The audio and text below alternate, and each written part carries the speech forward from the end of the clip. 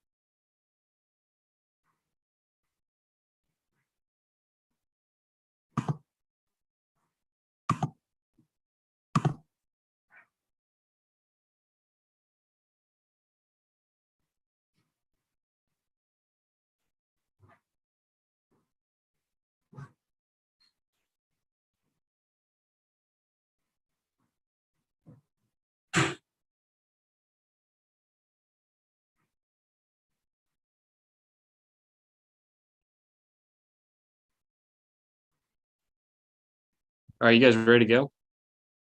Yep. Man, I just thought of another category for. I gotta stop. All right. All right. Let me change that real quick. We're ready to go. Welcome back. It is SMC show number 27. Getting close to the 30. We have a lot to talk about. I know that last year it was expected we would repeat what we did last year, which was a live breakdown of picks. This year I opted against it.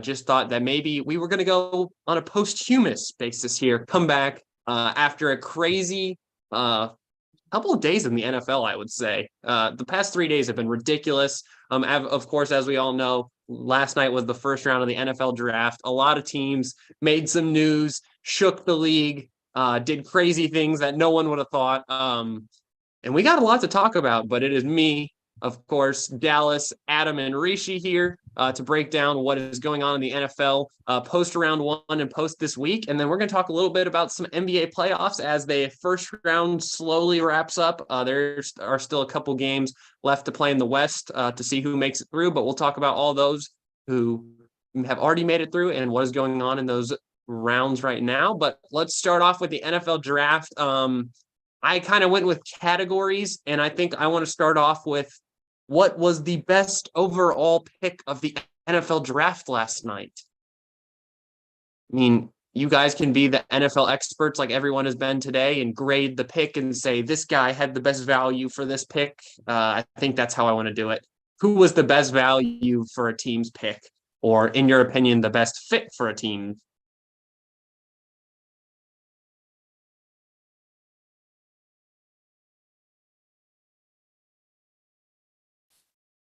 Anyone Any want to go? takers?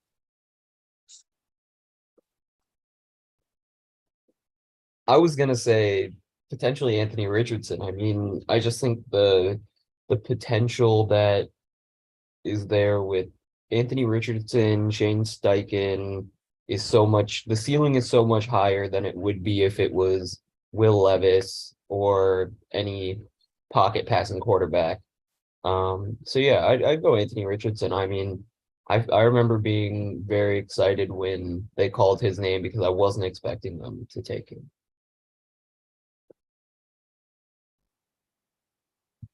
I'm going to go off the board. I think the best value pick, I have a tie right now. I think there were two players who kind of slid a little further in my mind. I think Christian Gonzalez to the Patriots is a fantastic pick. A nice long rangy cornerback for a team that's been a very good defensive team over the past 4 or 5 years. They've built their defense really well.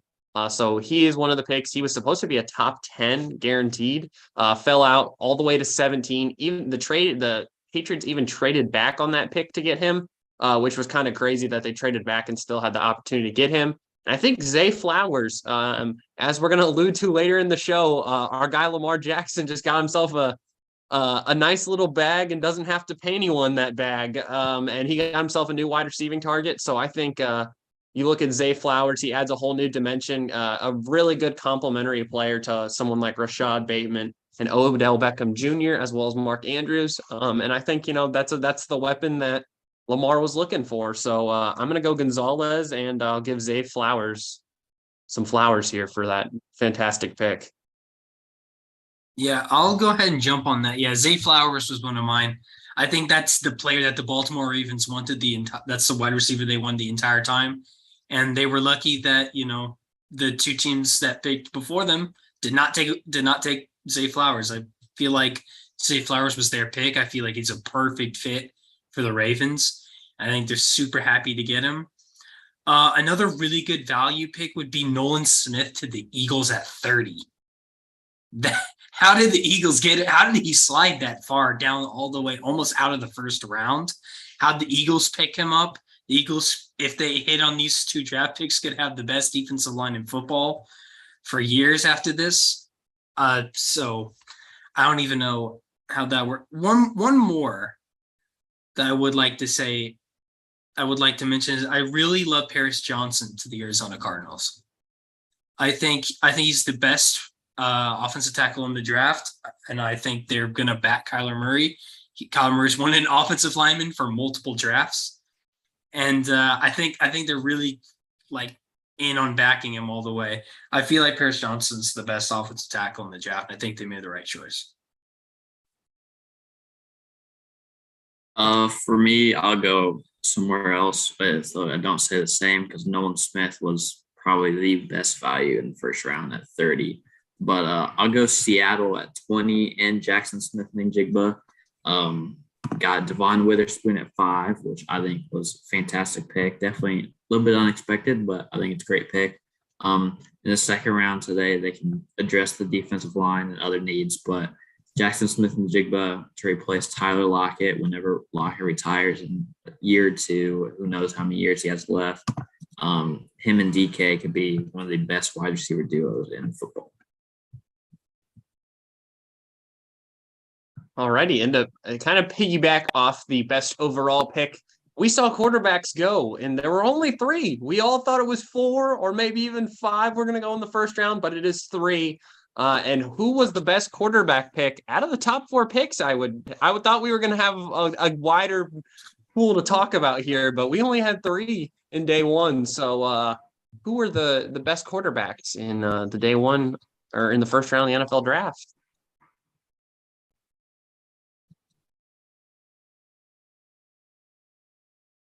I'll start it up. I think, who I'm going to say. Houston did not fumble their pick like I thought they would. CJ Stroud, who I believe is the best quarterback in this draft. Houston, obviously trading up to 3 to draft Will Anderson. Very interesting pick. We can maybe talk about it down the line. I don't know if that's a great trade up. We'll see, depending on having give up a first next year. I think that first next year may be a little bit more valuable than that. We'll see. But CJ Stroud, best quarterback in the draft. I'm happy the Texans did not mess up the pick, get their franchise guy. He's going to be so good. Well, I'm not happy they didn't mess up that pick. I wish they Texaned the pick, but no, they made the right choice. And I actually have absolutely no problem with them trading back up to 3 because they still have a first-round pick next year. They have Cleveland's first-round pick next year still. Yeah, I was going to say, I wanted to know if that was the Texans or Cleveland's pick. And So if it was Cleveland's, it would have been so much better because I think the Texans want their own pick. Yeah, so the Texans traded their pick, so they still have Cleveland's pick. So they still have a first-round pick next year. So I actually think this was it was worth it if Will Anderson is as good as I assume we all think he is. But still, my best QB pick, I'm going to have to back my boys, Anthony Richardson. Highest upside in the draft, in the whole draft. This guy, if developed correctly, and I trust that we will because we have a coach who has done it twice with Justin Herbert and Jalen Hurts. He's done it before and gotten the best out of them. I really, really hope we can do it one more time and get the best out of Anthony Richardson, because if we get the best out of Anthony Richardson, I think we're getting a better player than Cam Newton was at his best. I think Anthony Richardson has more physical skills than Cam Newton did coming out of college. And if we can just, get the throwing mechanics down, get a little better passing, but you don't need passing with Anthony Richardson. If he can run the ball like we all think he can be that monster. We could be looking at one of the best picks the Colts have made in a while. Yeah, I mean, I was never a big CJ Stroud guy. I watched him play Michigan twice, and I watched him lose to Michigan twice, and he's the only quarterback I've seen do that. Only Ohio State quarterback I've seen do that. And if I'm being honest, like the Georgia game was amazing. But outside of that, I didn't see a lot of games for him that I loved, and so for that reason, I'll piggyback on the Anthony Richardson train. I do think, I mean, you can compliment the Bryce Young pick because it's like now they're in a position where maybe they're able to win their division with a quarterback like him. But yeah, I'll piggyback on the Anthony Richardson train just because for the Colts fans, it's something different. It's different than the past 5 quarterbacks or whatever. Or yeah, 6. 6.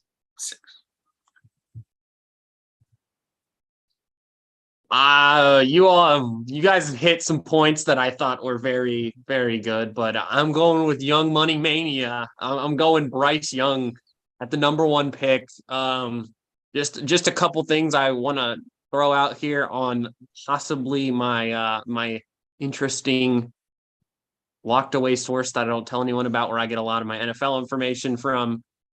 In pressure response, Bryce Young last season was very interesting. In what everyone has claimed as he's too small, he's 5'11", he's 200 pounds soaking wet, maybe. Bryce Young was pressured on 50% of his dropbacks that were chartable. Now, some are not chartable because the play was blown up or whatever, but on 36% of those, Bryce Young stood in the pocket, delivered. The other 20%, he escaped the pressure. And on 12%, he scrambled. He only took a sack 10% of the time he played at Alabama in the SEC. Now, why does that matter? Well, because last night the SEC was provenly shown again that the best players on the defensive line get drafted from there. Nolan Smith, Jalen Carter. He wasn't playing, no offense, Lucas Van Ness and playing Jack Campbell and all those guys. He was playing top-end talent each and every week. And I think if you look at Carolina, it is impossible to look at Carolina right now and say that they do not have the ability to win the NFC South. They have a quarterback, dynamic, athletic. He can do everything they want him to do and more. They've added all the receiving talent. They added Miles Sanders with him. They have a good defense. They have Frank Reich, who's a great can help as a coach, help develop him. Fantastic. But he has everything they need and more in his tool chest, and I think he is ready to go. He's an instinctual player, a great improviser, and I think is possibly, I'm going to say it, I think he has the ability to push the boundaries of Alabama quarterbacks being the number 1 overall pick. I think he will be the staple example in the next 5 years of somebody who was questioned going into the draft process and came out looking even better after 2 to 3 years. Tyler Buckner, number 1 overall, confirmed. No, that guy's a bum. I will say that out loud. He will not play. Dallas and I have vividly watched. Dallas and I definitely sat down on the couch before they played Ohio State and watched Tyler Buckner highlights, and they were quite literally the worst highlights I've ever watched as a quarterback. All right, I'm gonna skip a couple here just because I want to. I'm gonna go with this dude is gonna be a dog. Everyone's personal favorite pick. It doesn't have to be based in any logic or anything. Just tell me who you liked out of that first round. Like a dude that went to a team that you're like, man, someone's cooking a little bit. Someone's cooking a little bit. And or he's just going to be so good for that team that it's an irreplaceable pick. Maybe it was considered an overreach by some people in the draft process or in the grading process, but a guy that you just genuinely like. Yeah, I'm gonna go with this one. This one is a controversial one. I love Dalton Kincaid to the Buffalo Bills. Ooh. I love that pick for Buffalo. I know they have Dawson Knox. Dawson Knox is he's a very good player. He's a very good tight end. But Dalton Kincaid, I believe, is the best receiving tight end in this draft. I think he revolutionizes their offense for Josh Allen. It gives him another. I think you'll get a better weapon than Dawson. Dawson Knox he's inconsistently used as a weapon. Sometimes for most of the time for the Buffalo Bills, but the Buffalo Bills, I think him just being a much safer option other than just chucking it to Stephon Gilmore not Stephon Gilmore, my bad, Stephon Diggs every single time. I think he is the second best receiver on the team behind him. And I love this pick. I think the Buffalo Bills are going to have an insane offense if they actually use him.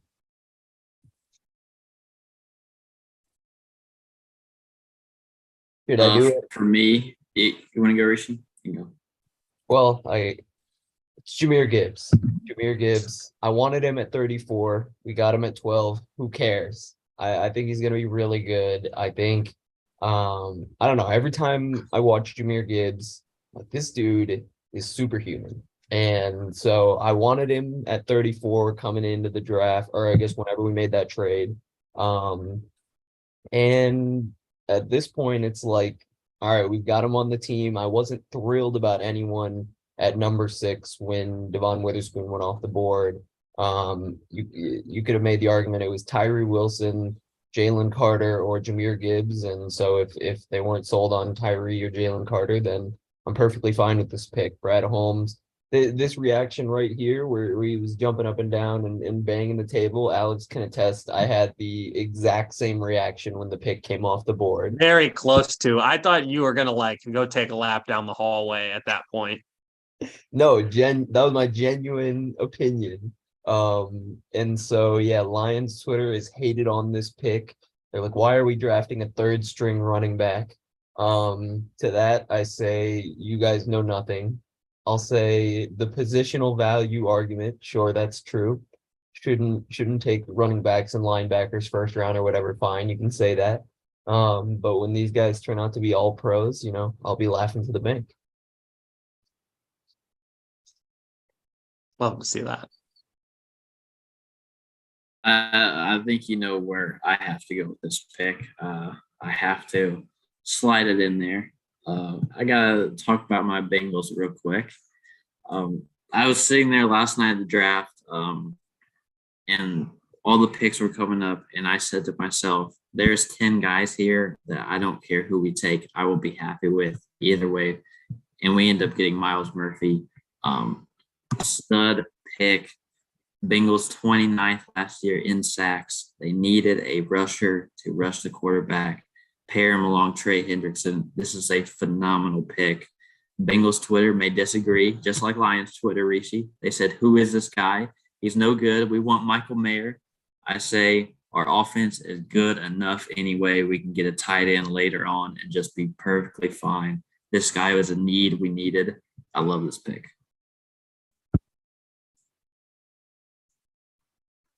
You guys have gone against the positional value norms, and I will continue against the positional value norms.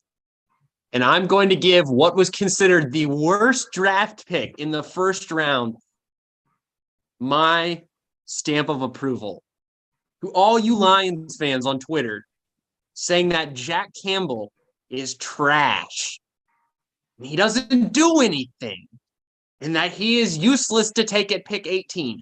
You are all idiots. If you have looked at any of this class and looked at a middle linebacker to an off-ball linebacker, there are about 3 of them that will not kill you. Jack Campbell, Drew Sanders, and there's one more, I'm forgetting his name. Jack Campbell, I know it's a reach to go take him at 18, but if you like the guy, why are you not taking him here? 6'5", 249 pounds. When his clips came on ESPN, You cannot sit there and watch them and tell me he's not going to ball out. He runs the middle of the field well. He gets in the run gaps. He does everything a linebacker has to do. Nice little smooth footwork that they can say, relentless motor, up to 140 tackles with 3 tackles for losses, 2 pick sixes, 6 passes defense, and a forced fumble in 2021. He won a Big Ten Defensive Player of the Year, the Buck Kiss Award. Mind you, in 2021, we had Will Anderson. We had all these big names, and this dude was balling. Now, occasionally he gets run over by an offensive lineman, but that happens to about every linebacker in the NFL. He is a fantastic plug-and-play defender, and the Lions are officially going to win the NFC North. I will stand on that ground. I will be on this hill till the day I die. To Austin Anderson on Twitter, who's telling me that the Lions are idiots, I get it. They didn't take draft premium positions, non-premium positions, but that was a fantastic award. That is a fantastic, like this dude is going to be a dog in the NFL. The Raiders taking Tyree Wilson validates all I need to know about not taking Tyree Wilson. Exactly. So I said something about the best team after round 1. And I had this category on here. Who was the best team after round 1? I feel like we all have the same answer, but I feel like maybe some of us could switch it up a little bit. If I'm not going to say the Lions, I want to go last. Okay. All right, I'll go first. Since the Eagles were the common pick, I'm not going to pick Eagles, even though they did win first round. I'm going to go with Seattle Seahawks. Talked about it earlier.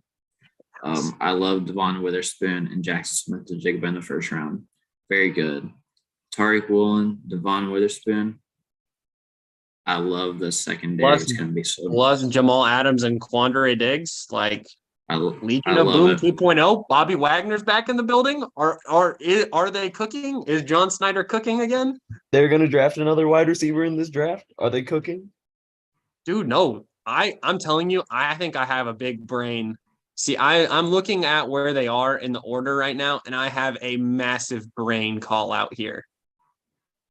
There's a gentleman sitting on this board that everyone has been just dogging. He was supposed to be the guy. Toss Keely Ringo into that team. Add that slot corner that you've needed the whole time. Maybe even go outside linebacker. BJ Ojulari, who's a dog, plays a great off-ball linebacker. They have no room to miss in the second round, I will say. Whoever they take, this team gets better. But Dallas, you're saying the Seahawks are the best team after this draft, regardless of any other classifier, the best team after the draft.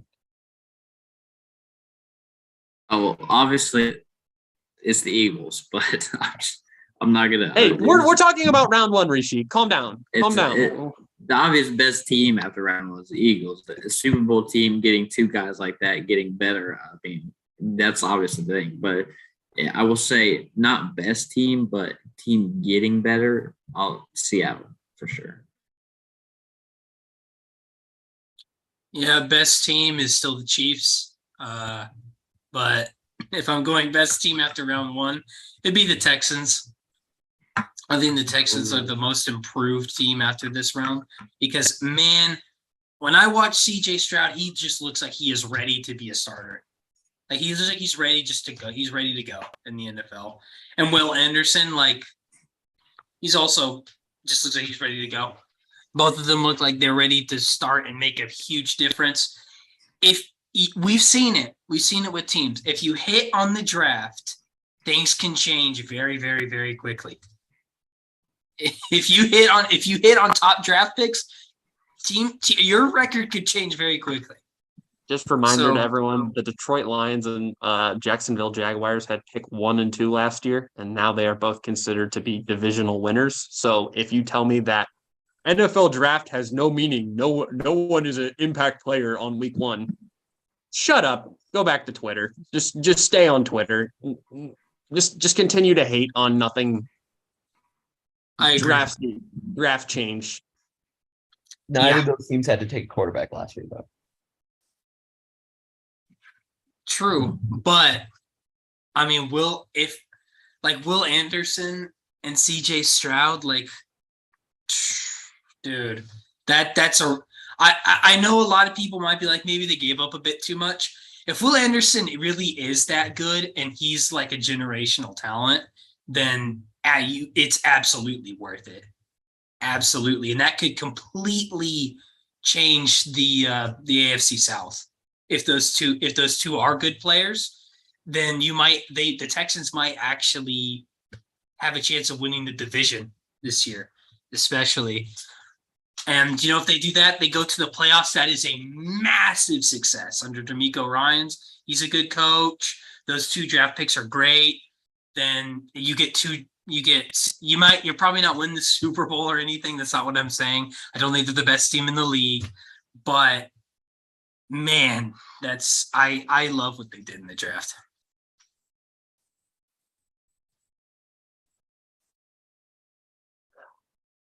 Should I give my best team after round 1?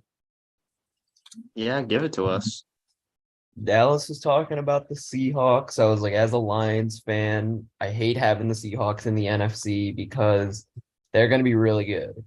And another team in the NFC that's going to be really good that I'm sure no one is thinking about right now, but I still think might be the best team in the league after this first round of the NFL draft is the San Francisco 49ers. They didn't make a pick last night, right? I think. No No, picks. they didn't pick. No picks. But I do think if their quarterback doesn't get hurt, if their quarterbacks, plural, don't get hurt in the NFC Championship game, they could have been playing in that Super Bowl. And we saw how close that game was. You can make the argument the Eagles should have won that game. So for those reasons, I do think the 49ers actually have an argument to be the best team in the league this year if the quarterback position works out. In terms of teams that drafted, I think there was definitely I think some seeds planted to potentially change the trajectory of some of these organizations. Like we mentioned, the Texans, they might have had an organization changing type of draft if those guys pan out. The Colts, if Anthony Richardson pans out, that could be kind of trajectory changing. 2 other teams I'd say are actually, I think other than Detroit, obviously I like Detroit's picks, but I think Atlanta could potentially have set the seeds for them to win the division. Who knows how that offense works out, but they have a lot of guys where you got to worry about them. So yeah, I think Bijan was a really interesting pick and could make them interesting for years to come. I agree. I'm going to take the layup, but I've also been on this hill since it seems like day 1 of last season. Just a Twitter graphic to show everybody. Mind you, that is Will Levis sitting right there in the middle of that. But that guy's an Eagle, that guy's an Eagle, that guy's an Eagle, and that guy's an Eagle. And also, Keely Ringo is not pictured in this, but he has a chance to be an Eagle today. To Howie Roseman of the Eagles GM, you should start giving lessons in how to draft in the first round, because you traded up for quite literally a bag of chips and a cookie with the Chicago Bears to get the best player in the NFL draft, yet he may have problems, yet he may have not looked good at his pro day. You have a dude who played with Jordan Davis. You have the 1-2 punch. Plus, you have Fletcher Cox. So if either of them don't work out this season, you just toss Fletcher Cox back in the game because my man's been doing it for years. Oh, and then at the end of the round, this guy, his name is Nolan Smith, a guy that you don't really need. You have 4 edge rushers on this team currently that are close to all-pro status or fantastic. Josh Sweat, Hassan Reddick, the list goes on. Just throw another one on there because, why not? You got Nakobe Dean in the building. Anybody right now not sitting on any betting app putting the Eagles to the Super Bowl or not putting them to win their division are idiots. Now, You could say the odds are too juiced to do it now, but we don't care. The Eagles honestly were the best team after round one. They did everything right and they got better in the aggregate. No matter what people say about those players, they're too skinny or they have personality issues. No one cares. We don't care. Some people got fleeced. Sorry to the Bears, they got fleeced. Brendan Wheat can stay mad about getting the equivalence of what the Patriots traded back for at 17 for pick number 9. So to go back to trades, I knew a trade was going to happen in the first round. We all were ready and expecting it. But what was the best trade of the first round? Also, the Chicago trade for Carolina does not count. We're talking draft night. Okay. I've already said this, but I think the Texans trading up to 3 is the best pick. I won't bore you by going over it again, but that's definitely going to be my best one. I think it was so worth it for them. I think that was the worst pick. I think that was the worst trade. Really? Why? I can't. Why wouldn't they?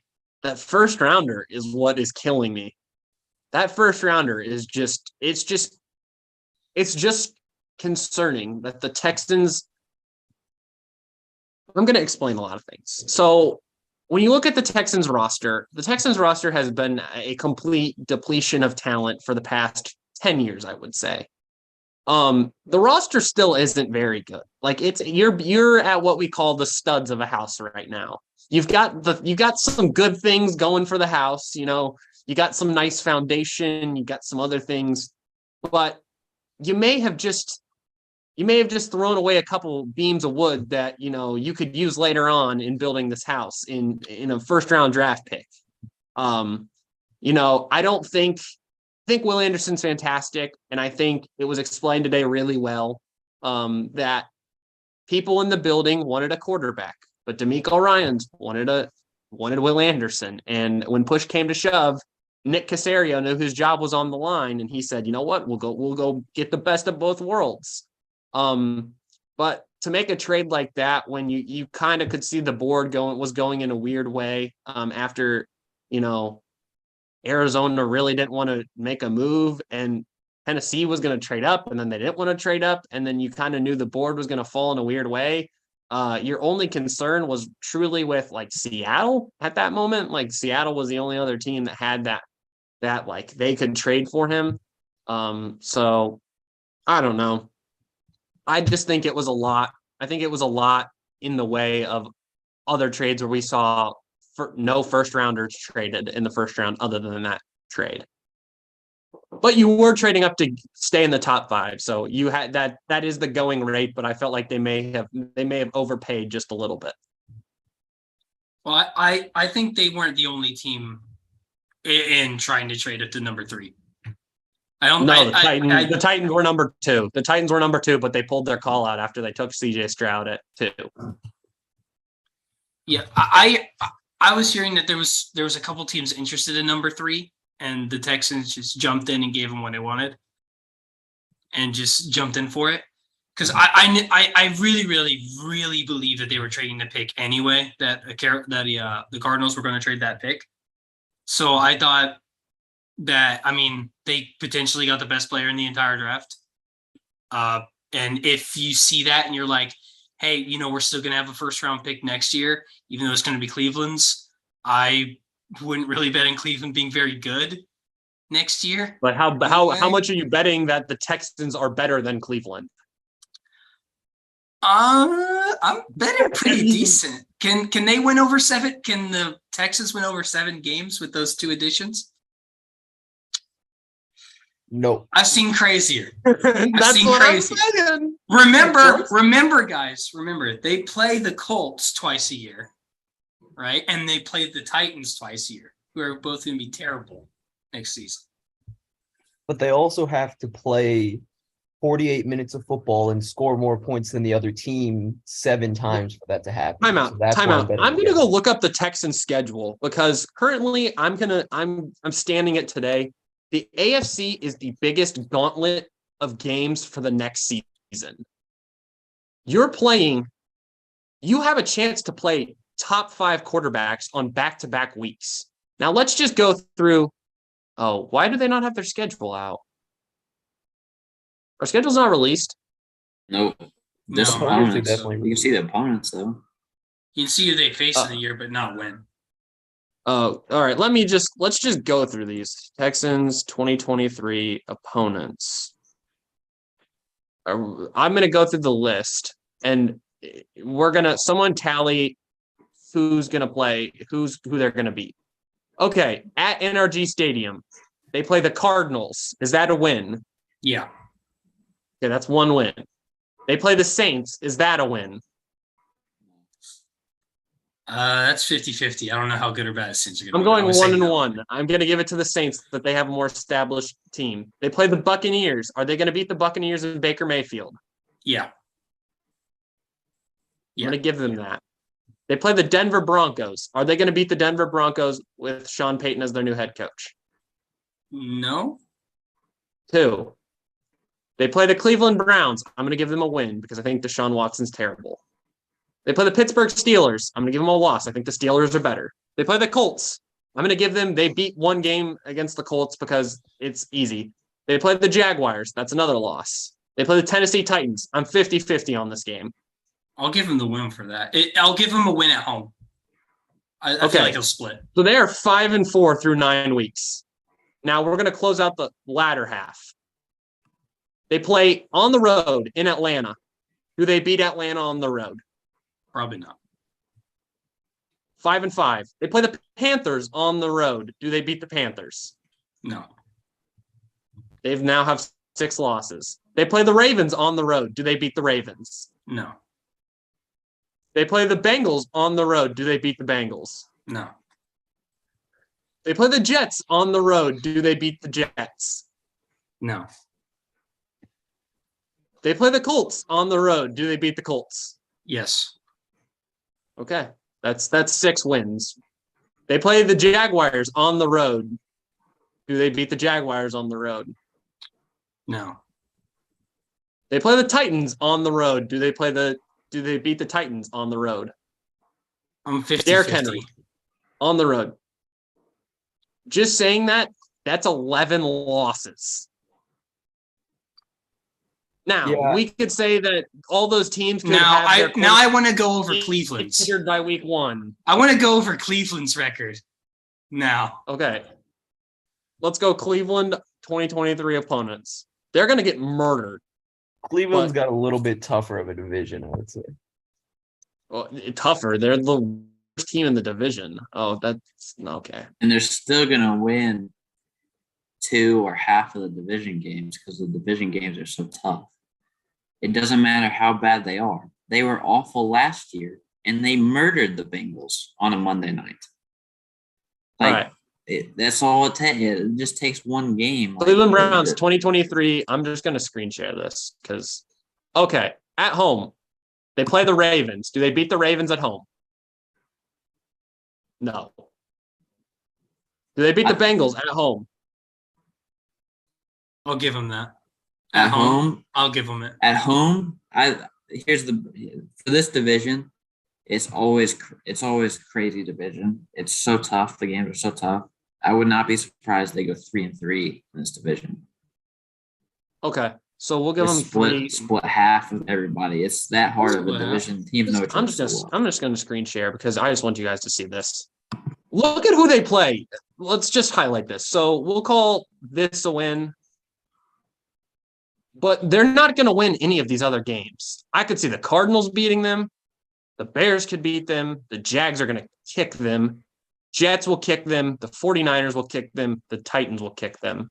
And then on the road, they may win 5 games. Like they play the Texans on the road. They get the Colts. I mean, maybe Broncos. I'm just saying, these are 2 really bad teams. Why would you not have both of their picks? Like both of these teams have the ability to just go tank a season. And what happens if you're the Titans and your pick is horrific? Like you play terrible, your team doesn't work out at all, and you're sitting on the number 1 draft pick next year, Caleb Williams. Every single NFL analyst has said Caleb Williams is better than all these quarterbacks in this season's NFL draft. And you hold the golden ticket. You're like the Chicago Bears this year. You're holding like a gold bar, and you can just offload this gold bar for 3 first-rounders. I mean, yeah, I guess that could happen, but there's other bad teams in the NFL. Like there's other really bad teams. There's no guarantee that you, especially for like the Texans, you're in a really weak division. And look what happened. Look what happened last year. They were in a weak division and they won the last game of the season against the Colts, and they lost their number 1 pick and went down to 2. Right? No, they lost their last game they beat the Bears. That's why they lost the first overall pick.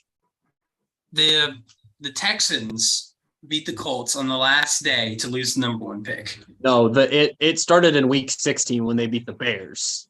Yeah, but if they lost against the Colts, they still would have got it. I didn't think so. I thought the Bears were the ultimate decider. No, if they lost to the Colts, they would have got it. But they Hail Mary at the end of the game goes right through our cornerback's hands. I have to thank him for that, screwing the Texans over. But yeah, there's no guarantees, and NFL coaches don't think like that. They don't think that, oh, I'm going to be terrible my first year. Our team's going to be the worst team. I'm not going to be a good coach. No, he's going to bet. D'Amico Ryans is going to bet on himself. I'll give red to our pick because I think we'll be a better team than the Cleveland Browns. And that's the right way. He should think about it like that. And I applaud them for like betting on themselves and thinking that these 2 draft picks are really going to change our team.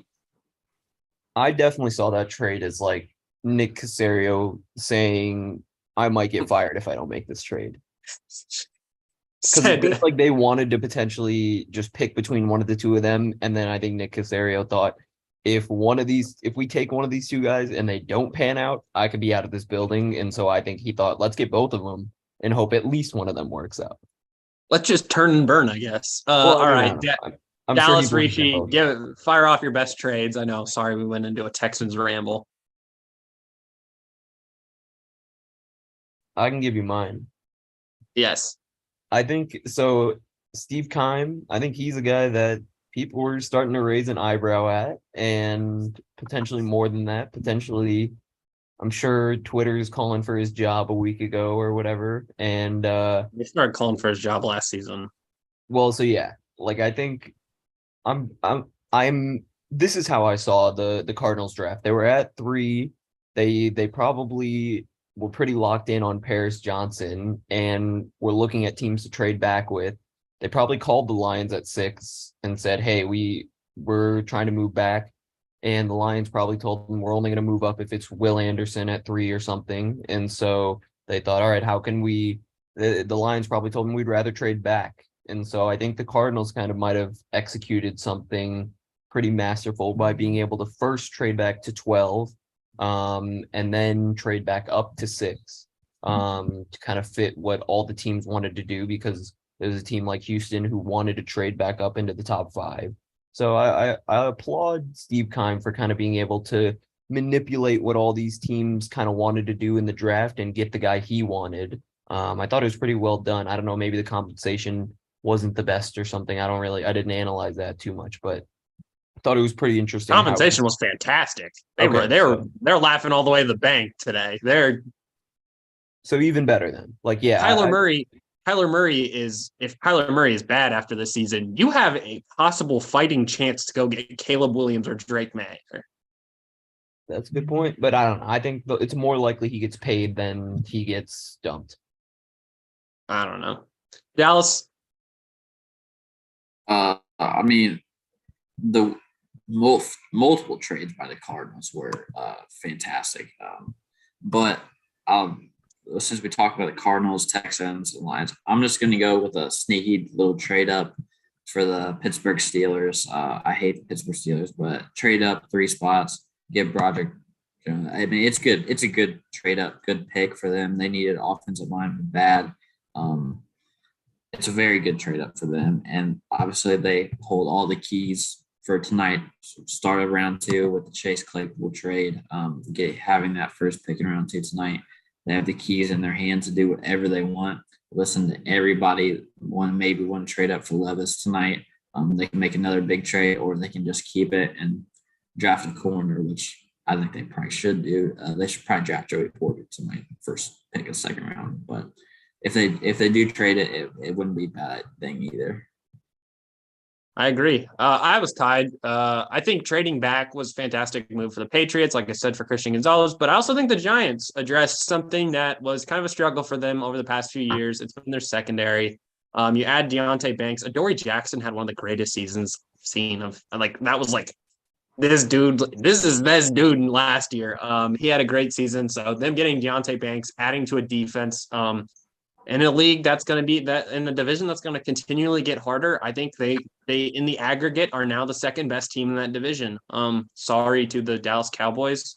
I'm actually about to dog you in about 2 minutes. So tough luck, guys. But now on to the biggest loser after round 1. I feel like there's definitely a very easy answer here. I said team, player, conference, GM, division, whatever you want to say, whoever lost the most in the first round of the draft. Just something bad happened and they're like, oh God. Who lost the most in the first round in the draft?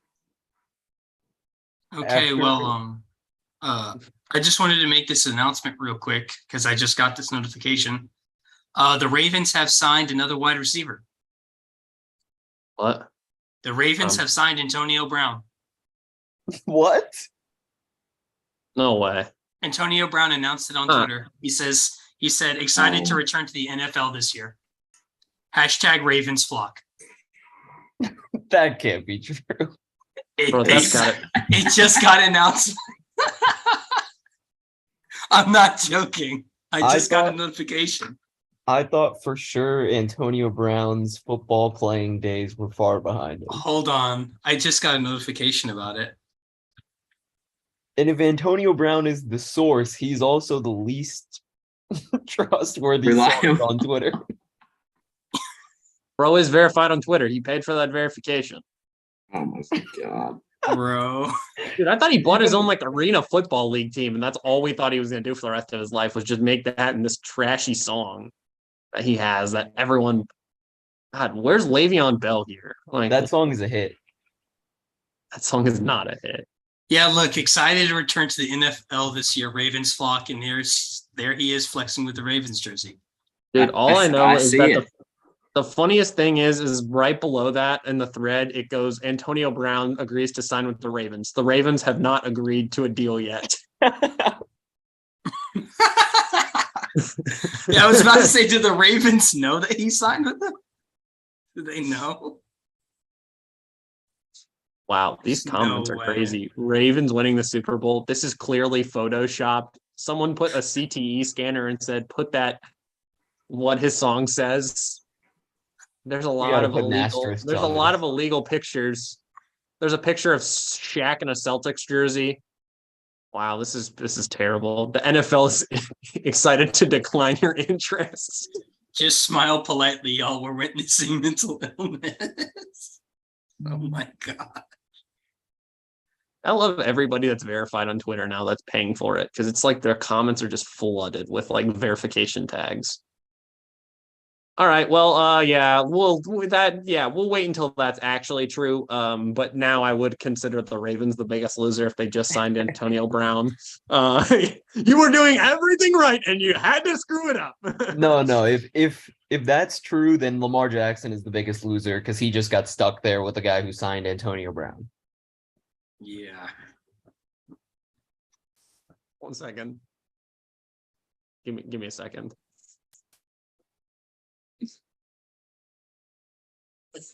Right now. This was everyone in Ravens camp yesterday. Hold up. Let Eric DaCosta cook. This man is cooking. He's doing everything right. We're doing everything right. And then he's got to go out there and pick up AB. Like, yeah, okay. common AFC North ratios, just of random. All right, back to the biggest loser though.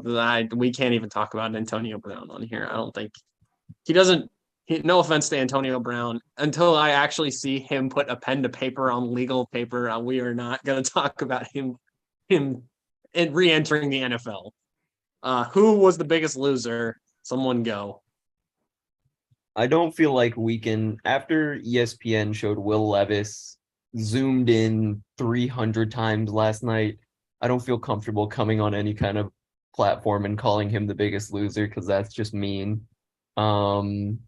It's kind of tough because it's like at this point it's like all potential. Trying to think if there's like just a pick I didn't like particularly. I don't know. If I don't think I'm not the biggest CJ Stroud guy, so I'll go to the Texans. They gave up a lot of picks, and if CJ Stroud doesn't work out, that could potentially be a problem because it's not like they're going to go and draft another quarterback next year. If he doesn't work out, they're stuck with him now that he's the number 2 overall pick. So I put Nick Caserio on there as well. Yeah, that'll be interesting to see. But he's going to be fighting for his life. For me, the biggest losers is the Washington Commanders, Dallas Cowboys, and New York Giants offensive lines. They're just going to have to deal with an absolute nightmare in Philadelphia Eagles. So let me just repeat this. The NFC East as a complete division. Yes. Those 3 teams lost the NFL draft because the Eagles won it and absolutely went crazy, drafted the defensive line. Then it's gonna be tough for the offensive lines to hold up. I feel sorry for Washington and all that. Washington's gonna get manhandled by that defensive line when they play them twice a year. Yeah, Philly's gonna have to like start building wider lockers or something because they just only draft dudes that are like massive humans. For my biggest loser is the Dallas Cowboys. I think that they had their player ripped from them from that trade. I think that they were going to get Dalton Kincaid after they lost Dalton Schultz. I figured that was what they were going to do, and they just had it ripped from them by the Bills. And I think Mozzie Smith, I don't know about that pick that they made either. I'm not sure about that. I think that's going to be that it looks like a pick that they just kind of had to last minute do, which really makes me they had to do last minute, which really makes me think that Dalton Kincaid was their player and had to rip from them. So I think they're the biggest losers in the entire draft. I want to say this, but yeah, I'm gonna have to go kind of with the Jets. Will McDonald that early? You could have gotten Will McDonald at 30. I think he could have fallen. They could have got Will McDonald today. They could have got Will McDonald. Yeah, they could have got Will McDonald in this. They got a 2nd round pick in the first. They pretty much picked a 2nd round day 2 player in the first round. I know that a lot of their offensive tackles that they would have wanted came off the board. I'm sure they would have loved Broderick Jones on their team, but man, if you're just going to be like, if you're just going to take him just because, then you could have just traded back and gotten so much more value. You could have traded back with any team in the first round and still gotten Will McDonald and gotten a lot more value out of that pick, gotten a lot of extra stuff. So I don't get it. I think they're going to really be mad that they didn't take Miles Murphy or Nolan Smith. I think they're going to regret if they were going to pick edge not doing that. So yeah, those are my 2 losers. Oh, the NFC North. The NFC just had a bad day yesterday in all of reality. In a division that seemingly just continued to get worse. Teams just choose to shoot themselves in the feet. And the team that shot themselves the most in the feet, the Green Bay Packers have once again drafted a defensive player that provides no value. I'm just gonna throw out some things. The Packers over the last 5 years have been 5th in defensive DVOA overall have been 12th in defensive DVOA overall in the entirety of the NFL. Why are you still drafting defense if you're that good? Please. You can't come on here and applaud the Eagles for drafting 2 defensive players after they were the number 1 defense and then criticize the Packers for that, though. I'm going to criticize the Packers. The Eagles have a good enough offense to not have to draft offensively.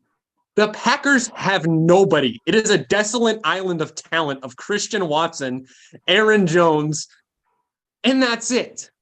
They lost Robert Tonyan. They lost Alan Lazard. They lost Aaron Rodgers. You have a rookie quarterback playing. Why not take Will Levis at pick 13? I mean, in all failure, like they have completely failed in any way, shape, and form to do anything good. They traded up 2 picks. They moved up 2 picks.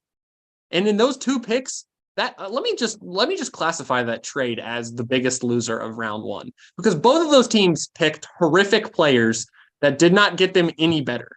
Luke Van Ness was mocked at pick 30, possibly sliding out of the first round because there was an unknown factor about if he would be able to be an impact player on a defense. The Packers fan base deserves better. Your wide receiving room is tragic. Your tight end room, tragic. Your offensive line, aging and injured. You have a good running back. You have a rookie. You have basically a rookie quarterback, I will say, who has learned under Aaron Rodgers. And maybe Aaron Rodgers hated him secretly in his private life. I don't know. And you have an okay defense. But you know what you choose to do? Just toss some more coal on the defensive fire while you got your GM peeing on the other fire. That's your offense. I mean, there's nothing that good that came out of this pick. Brad Gutekunst said, yeah, we're going to treat Jordan Love exactly how we treated Aaron Rodgers. And we're going to see if he's willing to stand for that. And did the exact same thing they had done for the past 5 years in the NFL draft. They drafted a sizably fantastic college football defender. But people say Luke Van Ness didn't play that often. Whatever. I don't care. Luke Van Ness would be good on the right team. On the Green Bay Packers, it's just a waste of space for what they did. To be at pick 13 and to take him is a complete waste of a pick. And somehow people graded this as a B on a lot of platforms. I thought this should be a D. I thought this was the worst pick of the entirety of the first round, hands down. Just wait. You just said all that. He's defensive rookie of the year now. He's not. No. Hot take here. Detroit and Green Bay both take Iowa defenders. If you want to argue Will Anderson's probably the favorite for defensive rookie of the year, but I think Iowa will have 2 of the top 3 in the running for defensive rookie of the year. Those 2 guys are going to play a lot. They're going to play a good role on their team. I don't think it was a great pick by Green Bay, but it's not a bad pick at all. I mean, the defensive line was probably the weakest point on the defense. You have Rashawn Gary there, but the other guys there were getting a little bit older. They drafted Quay Walker last year. He did some dumb things. The other Georgia defensive tackle. So they got younger pieces on the D-line. So I like the D-line's young now. You can address the offense, maybe. We'll see tonight in round 2 and 3. We'll see. I don't know if they have any picks. I don't know. But maybe. We'll see. I don't think it's an awful pick by no means. They have 2 picks in the second round. I just want that to be noted. They have a pick at 42 and they have a pick at 45. Now, we go through the best remaining, and could you tell me if those guys are actually good and how far they're going to make it? I have no clue. They'll probably take Darnell Washington. Just they love Georgia for some reason. They love Georgia and they love their Big Ten players. So I'm just gonna. But yes, I'm considering the Packers the biggest. The fan base also lost because they probably should just not have hope in that team anymore. On to what we've talked about, round 2, day 2. with this team could get better in day 2? Who has the best chance to get better in day 2?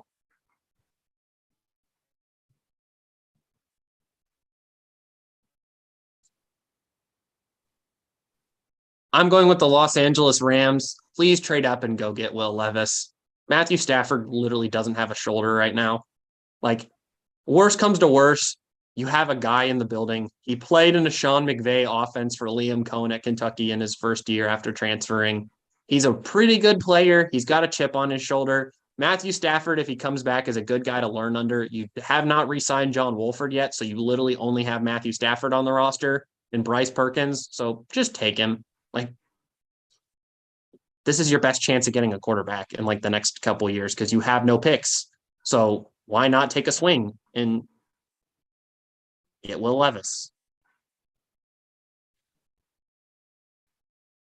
The team that can get better tonight is the team that holds all the cards right at the start.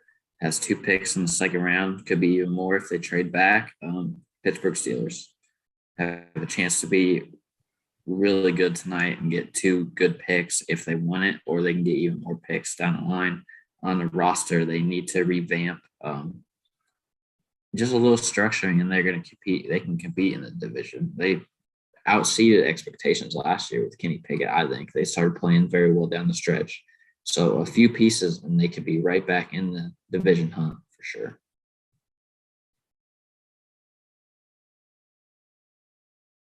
Does anyone know, other than like the 38th pick, if Seattle picks again or whatever pick they have next? They have Yeah, they have 37 and 37. 52. 37, 52, 83. I'm looking. Yeah, 83.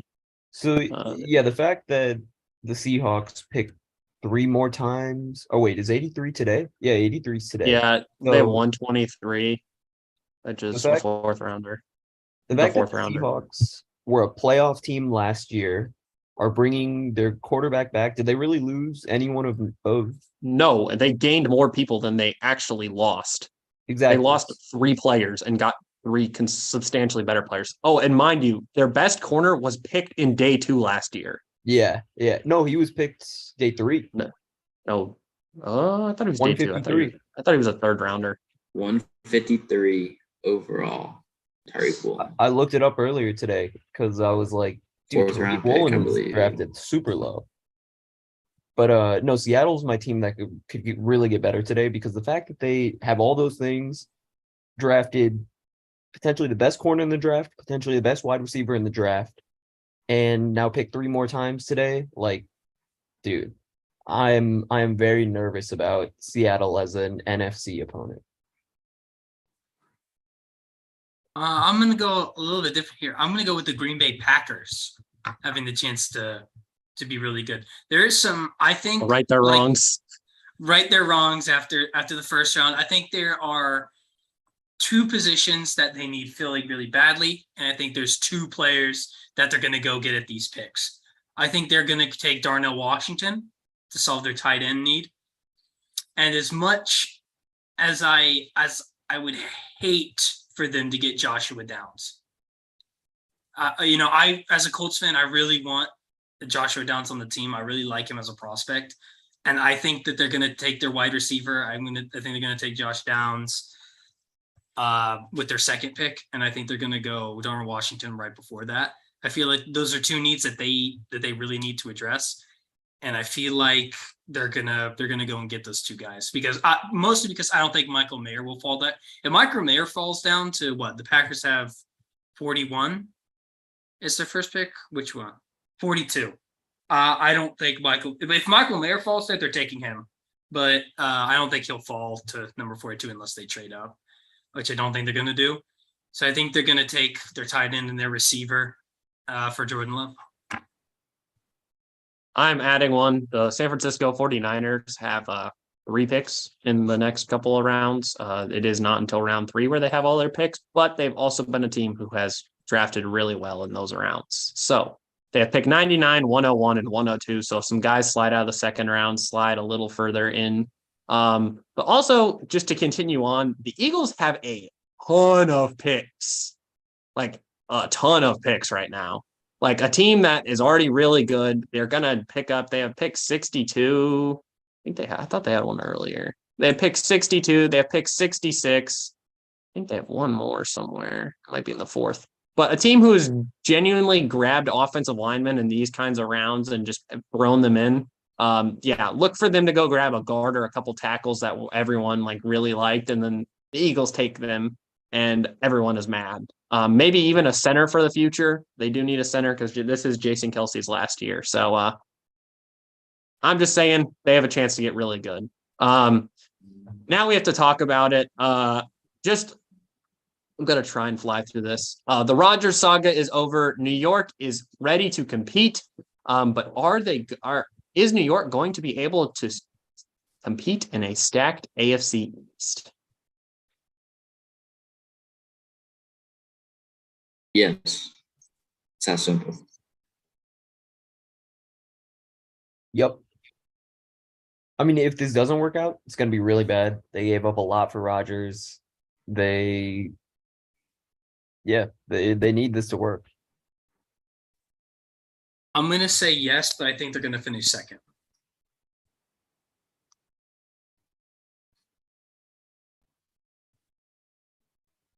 I'm going to go yes. I also agree they finished second. I think they're going to struggle to win in a couple places.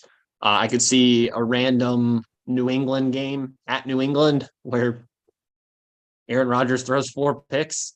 But I also think that there's going to be a lot of reliance on this team finding its stride early in the season on offense, which I think they could fumble around with for the first couple of weeks. Breece Hall also, I don't know what his status is, but he's really good. So he just needs to come back fully healthy. And they use him sparingly and they mix him in. I don't want it to be all just Aaron Rodgers trying to do everything. But Lamar got his bag yesterday. I'm so happy that Lamar got his bag. Are the Ravens a threat in the AFC with this roster and a happy Lamar Jackson? And Antonio Brown. I'm still not. The fact that major Twitter hasn't hit that yet is still making me question it. Until I see Shefty say something about it, Shefty got scooped. I'll say the Ravens have a chance to be good. I think even though in previous years, like the Bengals have been the team in that division, like the Ravens have been right there. And so, I think Lamar Jackson is a big enough of a talent to where I'm never going to count the Ravens out just because they have Lamar. Still got the Bengals ahead of them.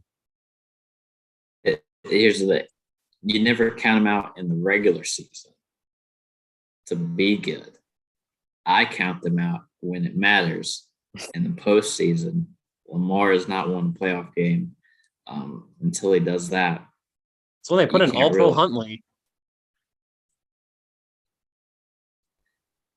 But still came up short, and the Bengals played absolutely horrendous that night. So that tells me the Ravens just don't come to play in the playoffs. They're not there yet until they actually prove me wrong and win a game. They're not there. Yes, they can win the division. Yes, they can beat the Bengals. That's no question. They'll be in the playoffs probably pretty easily.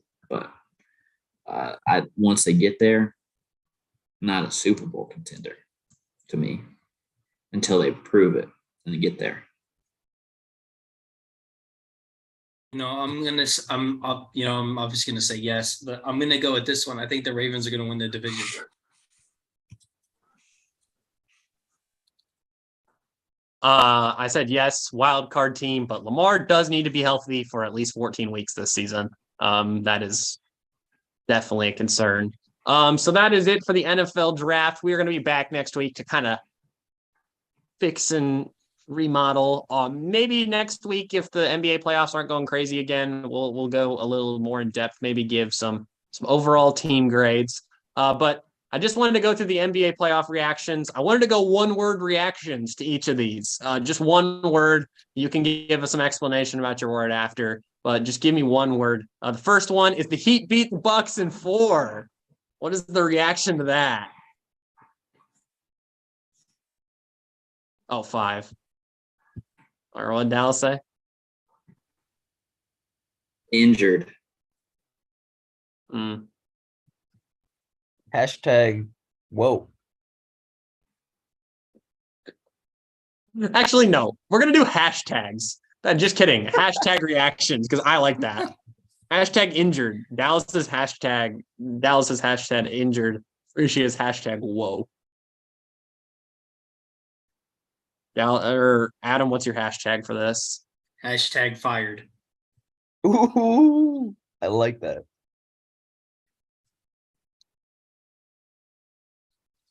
Hashtag MJ/Jimmy Butler. Jimmy G buckets and the G stands for gets. Playoff Jimmy. Celtics hold off the Hawks after 6 games.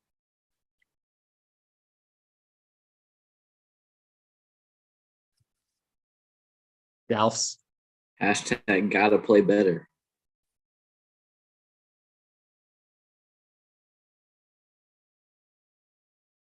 Adam Hashtag Hawks are mid.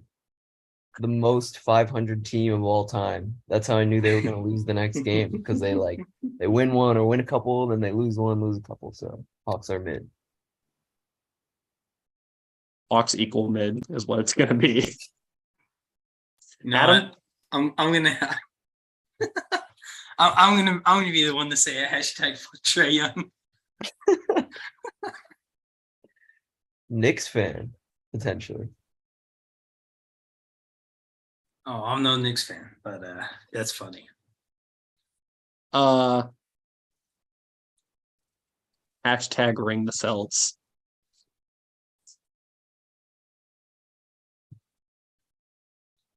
The 76ers sweep the Nets.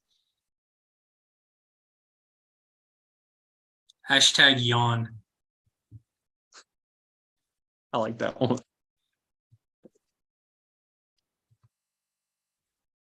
Appreciate Dallas.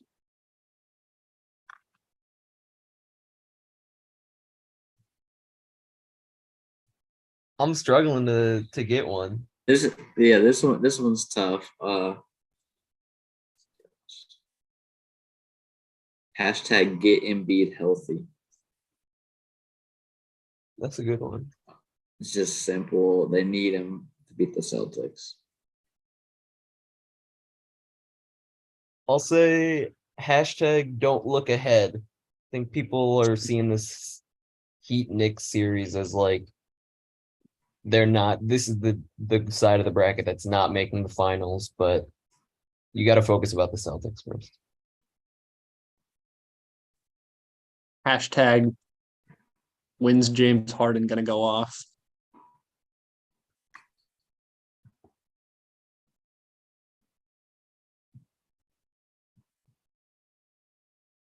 The New York Knicks dominate the Cavs in 5 games. Hashtag called it.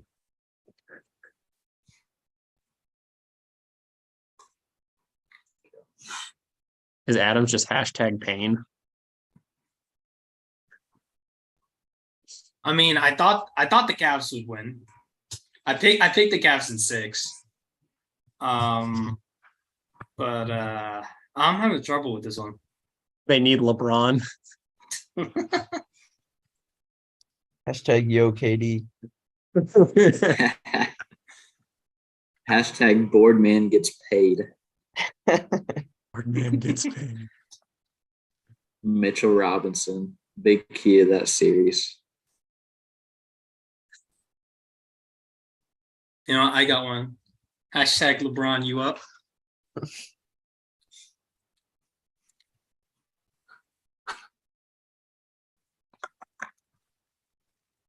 That one's funny.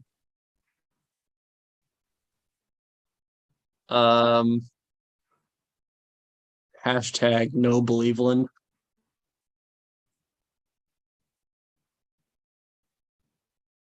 Nuggets kill all hopes for the Timberwolves. Hashtag Joker. Hashtag watch out.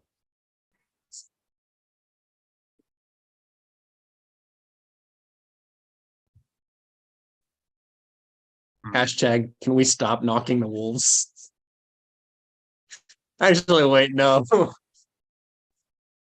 I got to come up with one for Anthony Edwards. Give me a minute. Give me a minute.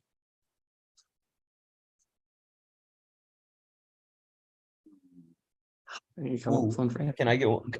I got an Anthony Edwards related one. Yes. Hashtag he's out of there.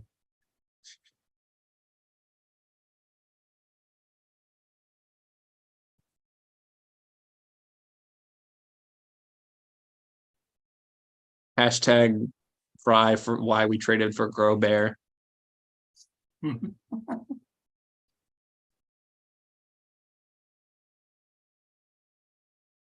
Oh, also just hashtag violence for the Wolves this season. Yeah, I was gonna do hashtag Fight Club, but I guess I have another. I guess what was my other one? Oh, hashtag currently crying. There you go. The Grizz have poked the bear, but have stepped up in the last few games. You get a hashtag for this series. It's not over yet.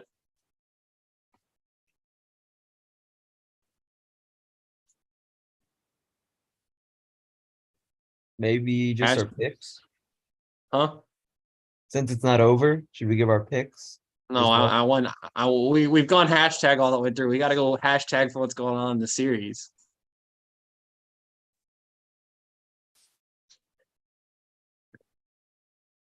Hashtag if Luke Kennard plays the Grizzlies, would be a lot better off.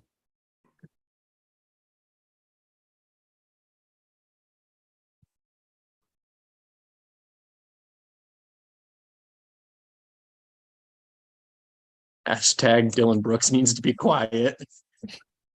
Oh, damn it! That was mine. I was gonna say hashtag Dylan Brooks, shut up. He went 0-30. He deleted his Instagram. That's gonna be mine. Hashtag Dylan Brooks, shut up.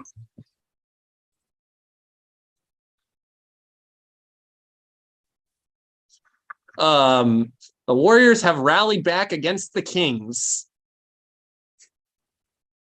Hashtag experience.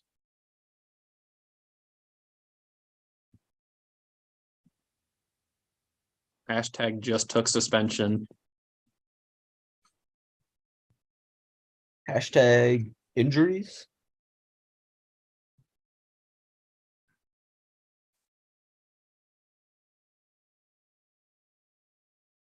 Hashtag champions. Wow. Suns take out an injured Clips in 5. This one's so easy for me. Hashtag D-Book.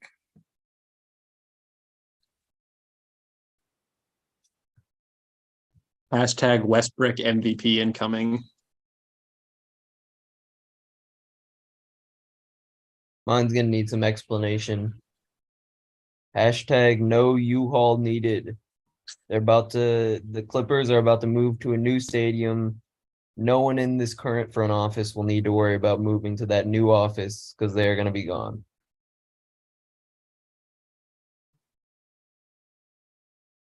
That's a good one. Hashtag guys, it's the Clippers.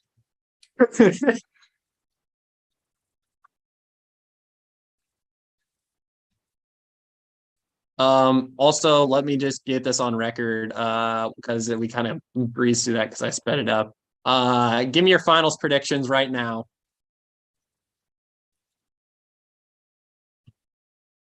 Just who's in the finals. Don't need a winner, just who's in the finals.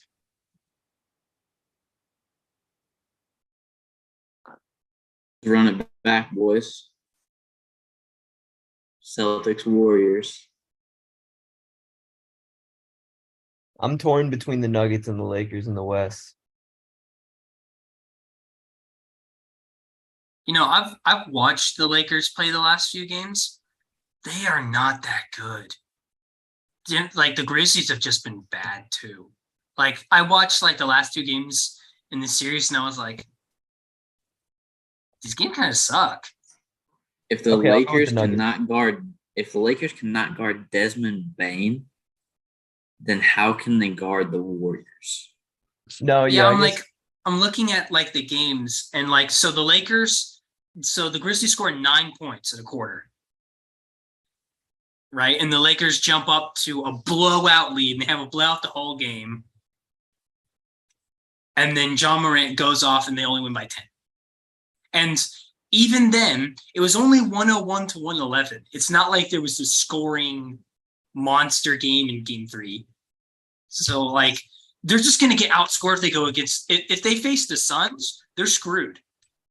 I would almost say a sweep if they face the Suns. The Suns are just going to outscore the hell out of them. And the Warriors are too. Like, they just can't score enough points, the Lakers. So, yeah, no, I'm going to go for the rematch. Even though I want to pick the 76ers, I can't with Embiid's health. So I'm going to pick the rematch Warriors-Celtics.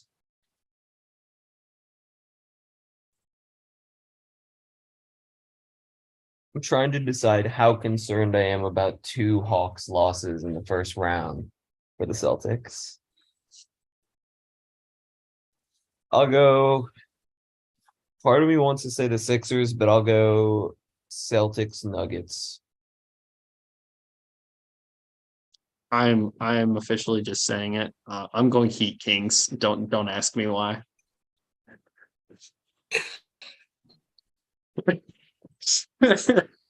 I don't know what to say, guys. I have this really weird feeling. You could make a lot of money betting that it's going to be Heat Kings. I would love to make a lot of money. Oh God. We didn't do good on hot takes. I nailed my opening hot take and then had to cry on Sunday about my hot take not hitting. Dallas, did your hot take hit? Yes, sir. Yes, it Triple did. double on Friday. Let me check. I gotta go. Got me. Wow. Give me a second. I gotta go check our records from last week or the records from the week before. I didn't put them on there, of course, today. 'Cause I'm an idiot. Dallas is up to 3-19.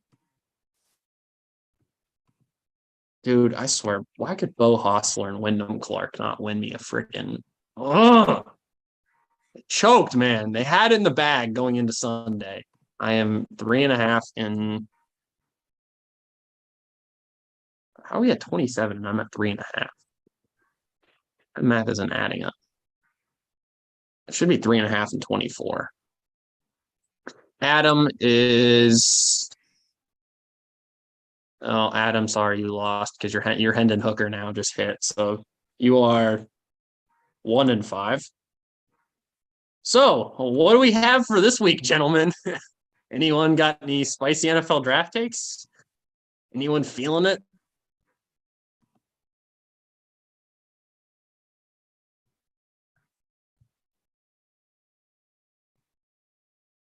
Will Levis can't drop to the 3rd, right? Well, Will Levis will not be attending the draft tonight, according to Twitter. Oh man, that's just what a sad situation, bro. Is he really going to fall out? I don't think he can. Because if All right. he's fallen this far, there must be something wrong. There must be something wrong with They're him. saying it's his toe injury. They think that's what it is. All right, I'm giving you my NFC divisional winners for next year. The Eagles, the Lions, the 49ers, and the Carolina Panthers. You switch to the Panthers now. Yeah, welcome to the Panthers. Welcome to the Panthers side.